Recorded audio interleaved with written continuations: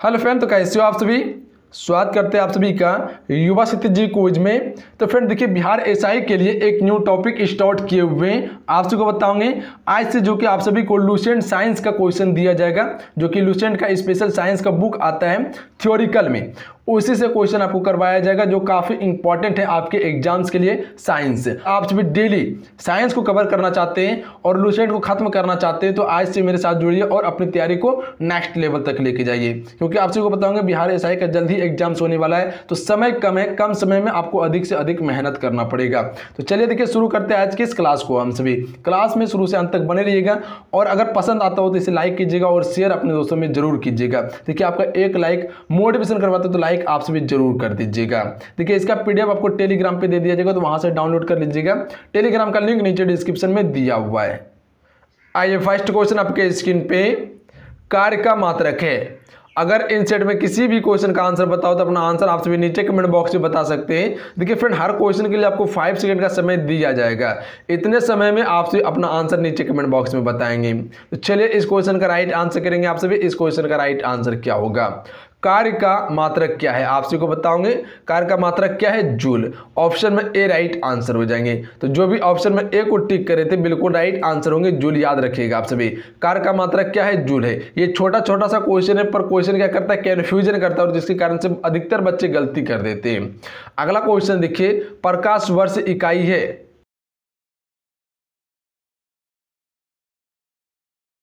तो हमसे जानते हैं प्रकाश वर्ष जो इकाई है वो है दूरी का। अगर आप सभी ऑप्शन में ए को टिक करें तो बिल्कुल राइट आंसर हो जाएंगे दूरी का। याद रखिएगा आप सभी, प्रकाश वर्ष इकाई किसका है? दूरी का है। नेक्स्ट क्वेश्चन है, एम्पेयर मात्रक है। चलिए, क्वेश्चन 3 के लिए राइट आंसर कीजिएगा आप सभी। एम्पेयर मात्रक है किसका? तो जो भी ऑप्शन में सी को टिक कर रहे हैं बिल्कुल राइट आंसर हो जाएंगे विद्युत धारा का। फिर विद्युत धारा का जो मात्रक होता है वो एम्पेयर होता है। अगला प्रश्न है, निम्नलिखित में से समय का मात्रक नहीं है।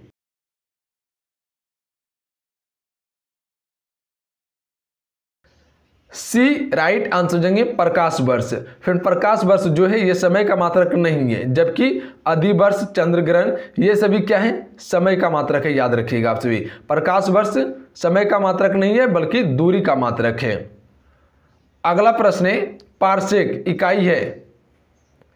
चलिए, क्वेश्चन 5 के लिए आप सभी राइट आंसर बताएंगे। पारसेक जो है किसकी इकाई है? तो जो भी ऑप्शन में ए को टिक करें बिल्कुल राइट आंसर हो जाएंगे दूरी की इकाई है पारसेक। ऑप्शन में ए राइट आंसर हो जाएंगे। फिर जितने भी क्वेश्चन है सारे इंपॉर्टेंट क्वेश्चन है, तो आज के इस क्वेश्चन को आपसे याद कर लीजिएगा जरूर। अगला प्रश्न है, निम्नलिखित में से कौन सा एक सुमेलित नहीं है। फ्रेंड, 4 ऑप्शन आपके स्क्रीन पे दिए हुए, इनमें से कौन सा ऑप्शन एक सुमेलित नहीं है? चलिए बताएंगे आप सभी। क्वेश्चन में 6 के लिए राइट आंसर क्या होगा? देखिए, ऑप्शन क्या दिए हुए, डेसिबल जो है ध्वनि की प्रबलता की इकाई है, सत्य है। अश्व शक्ति, शक्ति की इकाई है, सत्य है। समुद्री मील दूरी की इकाई है, यह भी सत्य है। सत्य नहीं है option number D, pre Celsius उष्मा की इकाई है, यह गलत है। देखिए, उष्मा की जो इकाई होती है वो जूल या कैलोरी में भी व्यक्त किया जाता है। याद रखिएगा आप सभी, जूल या तो कैलोरी, याद रखिएगा आप सभी, उष्मा की इकाई। अगला प्रश्न है, ल्यूमेन किसका मात्रक है। फ्रेंड, लुसेंट को आप सभी पढ़ेंगे। चलिए बताएंगे फटाक से इस क्वेश्चन का राइट आंसर क्या होगा। क्वेश्चन में 7 के लिए राइट आंसर बताएंगे आप सभी।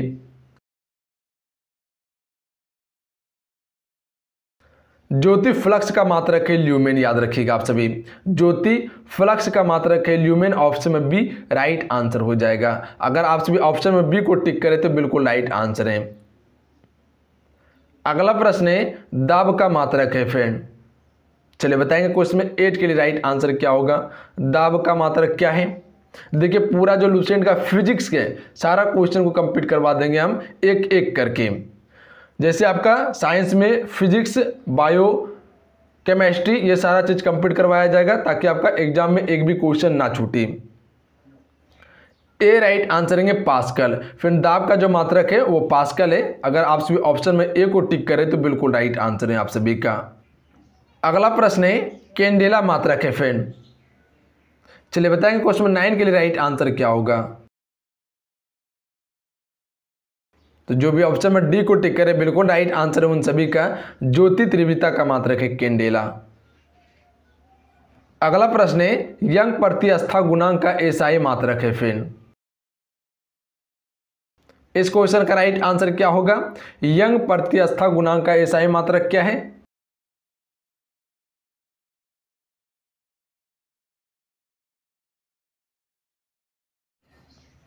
देखिए इसका राइट आंसर ऑप्शन में से हो जाएंगे न्यूटन प्रति मीटर स्क्वायर कर लीजिएगा, न्यूटन प्रति मीटर स्क्वायर कर लीजिएगा, प्रति मीटर स्क्वायर कर लीजिएगा, इसे स्क्वायर चढ़ा लीजिएगा इस पे। न्यूटन प्रति मीटर स्क्वायर होता है यंग प्रतिस्थापन गुणांक का एसआई मात्रक, याद रखिएगा, सी राइट आंसर रहेंगे।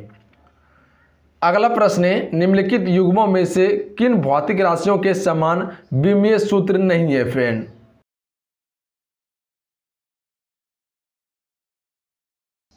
तो देखिए बल और दाब का समान विमीय सूत्र नहीं है, जबकि कार्य ऊर्जा, आवेग, संवेग और भार बल का ये सभी का क्या है? एक समान विमीय सूत्र है। अगला प्रश्न है अदिश राशि है।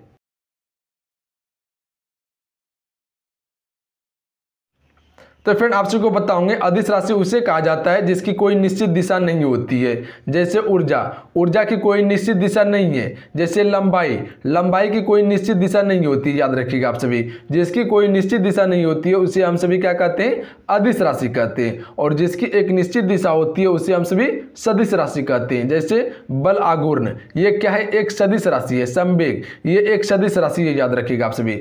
अदिश राशि की बात करें तो ऊर्जा जिसकी कोई निश्चित दिशा नहीं होती है, यानी ऑप्शन में ए राइट आंसर रहेंगे। अगला प्रश्न है निम्नलिखित में से सदिश राशि है फ्रेंड। तो आप सबको बताए थे जिसकी कोई निश्चित दिशा हो, जैसे बेग का एक निश्चित दिशा होता है, याद रखिएगा आप सभी, क्योंकि बेग जहां लगाएंगे वहीं लगेगा, तो इसीलिए ये क्या है? एक सदिश राशि है, याद रखिएगा। द्रव्यमान, समय, लंबाई ये सभी क्या है? एक अदिश राशि है, इसकी कोई निश्चित दिशा नहीं होती है। अगला प्रश्न है पदार्थ के संवेग और वेग के अनुपात से कौन सी भौतिक राशि प्राप्त की जाती है फ्रेंड? चलिए बताएंगे इस क्वेश्चन का राइट आंसर क्या होगा। पदार्थ के संवेग और वेग के अनुपात से कौन सी भौतिक राशि प्राप्त की जाती है फ्रेंड?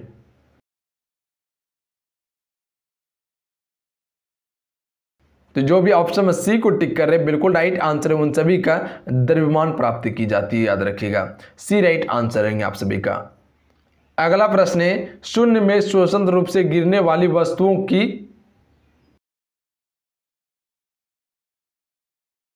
वेग समान होता है, याद रखिएगा आप सभी, बी राइट आंसर रहेंगे। वेग समान होता है शून्य में स्वतंत्र रूप से गिरने वाली वस्तुओं की या का वेग समान होता है, याद रखिएगा, बी राइट आंसर रहेंगे। अगला प्रश्न है जब 2 kg वाले न्यूटन पर 5 न्यूटन का बल लगाया जाता है तो उत्पन्न होने वाला त्वरण होगा फ्रेंड।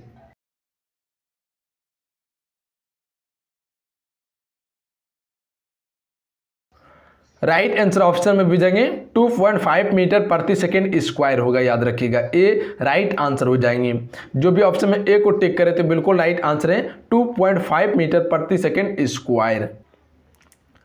अगला प्रश्न है किसी भी स्थिर या गतिशील वस्तु की स्थिति और दिशा में तब तक कोई परिवर्तन नहीं होता है जब तक उस पर कोई बाह्य बल सक्रिय ना हो, ये है।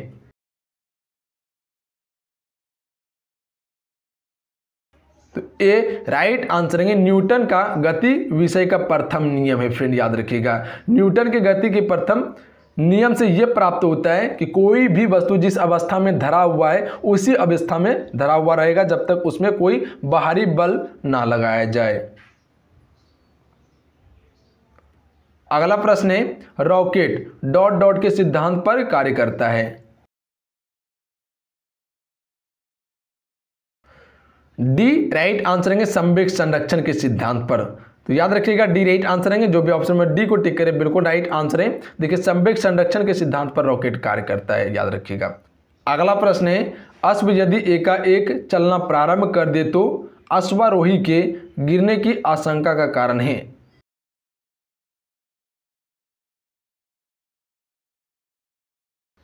ये जो है विश्राम जड़त्व का नियम है, याद रखिएगा। ऑप्शन में सी राइट आंसर रहेंगे, विश्राम जड़त्व का नियम है। क्रिकेट का खिलाड़ी तेजी से आती हुई बॉल को अपने हाथ को पीछे खींचकर पकड़ता है क्योंकि।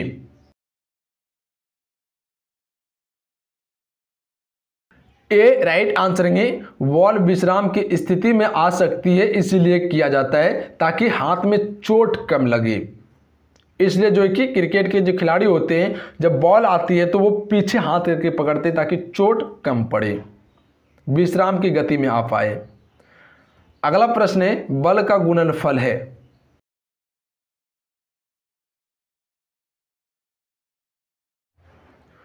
सी राइट आंसर है, द्रव्यमान और त्वरण का। अगला प्रश्न है, शरीर का वजन।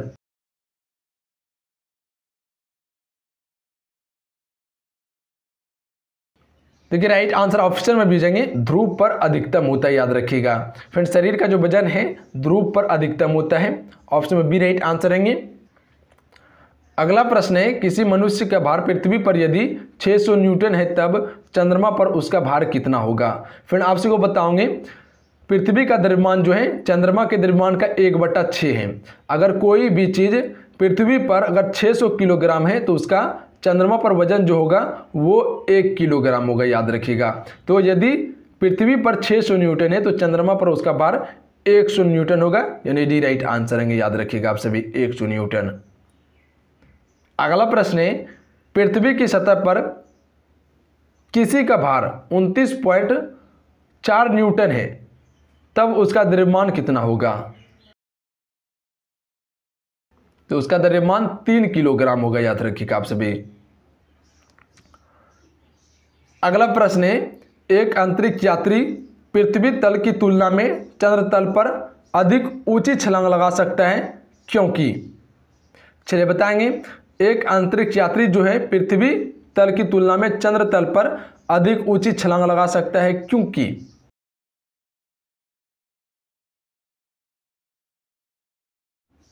सी राइट आंसर हो जाएंगे, चंद्र तल पर गुरुत्वाकर्षण बल पृथ्वी तल की तुलना में अतिलप है। मतलब कि जो कि चंद्र तल पर गुरुत्वाकर्षण का बल काम नहीं करता है, नियम काम नहीं करता, जबकि पृथ्वी पर गुरुत्वाकर्षण का नियम काम करता है, जिसके कारण से पृथ्वी पर कम छलांग लगाया जाता है और चंद्र तल पर अधिक छलांग लगाया जाता है क्योंकि वहां गुरुत्वाकर्षण है ही नहीं। अगला क्वेश्चन देखिए जिसका आंसर आपको नीचे कमेंट बॉक्स में बताना है। 1 किलोग्राम राशि का वजन होता है। 4 ऑप्शन आपके स्क्रीन पे हैं, 4 ऑप्शन में आपको अपना आंसर नीचे कमेंट बॉक्स में बताना है। बताइएगा इस क्वेश्चन का राइट आंसर क्या होगा। तो चलिए आज कितना ही, आज के इस लेक्चर में 25 क्वेश्चन को कवर किए हैं जो कि लूसेंट स्पेशल फिजिक्स का क्वेश्चन था। आज का ये क्लास कैसा लगा आप सभी को नीचे कमेंट बॉक्स में जरूर बताइएगा। अगर आज का ये क्लास अच्छा लगा, हेल्पफुल लगा तो आज के इस क्लास को लाइक और शेयर जरूर कीजिएगा अपने दोस्तों में। देखिए लाइक करके जाइएगा क्योंकि एक लाइक आपका मोटिवेशन करवाता है, तो लाइक जरूर कीजिएगा आप सभी। और जो चैनल पर नए हैं चैनल को सब्सक्राइब करने के बाद घंटी को प्रेस कर लीजिएगा और नोटिफिकेशन ऑन कर लीजिएगा ताकि जब भी क्लास हो नोटिफिकेशन आप सभी को प्राप्त हो सके। और पूरा अगर आप सभी लूसेंट को कवर करना चाहते हैं तो एक क्वेश्चन कवर करवा देंगे, जो भी क्वेश्चन बनने वाले हैं लूसेंट में। तो सारा क्वेश्चन कवर करने के लिए जरूर चैनल से आप सभी जुड़ जाइए। तो चलिए, जय हिंद, वंदे मातरम, पर ध्यान रखिएगा, पढ़ाई करते रहिएगा। जय हिंद।